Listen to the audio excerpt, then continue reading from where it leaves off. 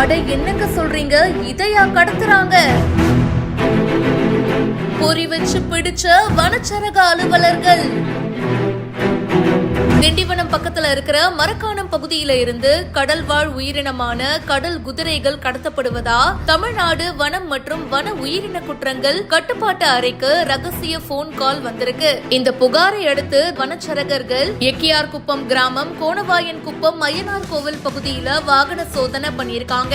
இதுல பாத்தீங்கன்னா இருசக்கர வாகனத்துல ஒருத்தர் வந்திருக்காரு. கடலூர் மாவட்டத்தை சேர்ந்த முகமது இஸ்மாயில் அப்படின்றவரு இறந்த நிலையில 22 கடல் குதிரை வச்சிருந்த விஷயம் தெரிய வந்திருக்கு. முகமது கிட்ட விசாரணை மேற்கொண்டதுல கடலூரை சேர்ந்த எம்எச் அஹமதுடன் இணைந்து கடல் குதிரை சுறா துடுப்புகளை வெளிநாட்டுக்கு கடத்த இருந்த விஷயம் தெரிய வந்திருக்கு. அவரோட கைவினை பொருட்கள் விற்கும் கடையில சோதனை பண்ணிருக்காங்க. அப்போ மறைச்சு வச்சிருந்த தடை செய்யப்பட்ட 34 சுறா துடுப்புகள் மற்றும் கடல் குதிரைகளை பறிமுதல் பண்ணி கடத்தல்ல ஈடுபட்ட முகமது இஸ்மாயில், அஹமது 2 பேரையும் கைது பண்ணி நீதிமன்றத்தில் ஆஜர்படுத்தி சிறையிலையும் அடைச்சிருக்காங்க.